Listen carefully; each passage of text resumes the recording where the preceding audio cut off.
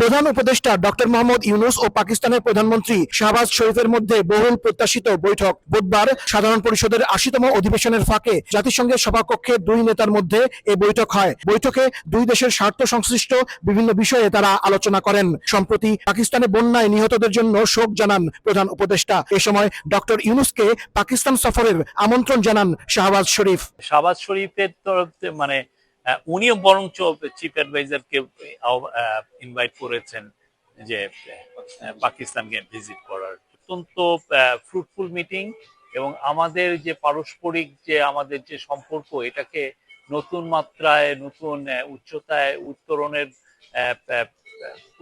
আমরা বলবো যে উত্তরণ হয়েছে এই মিটিং গুলোর ফলে। এর আগে সকালে প্রধান উপদেষ্টা দিনের প্রথম দ্বিপাক্ষিক বৈঠক করেন ফিনল্যান্ডের প্রেসিডেন্ট আলেকজান্ডার স্টাবের সাথে। রোহিঙ্গা সংকট নিয়ে জাতিসংঘ আয়োজিত উচ্চ পর্যায়ের বৈঠকের কো হোস্ট দেশটির সরকার প্রধান এ সময় সম্পর্ক আরো জোরদারের কথা বলেন।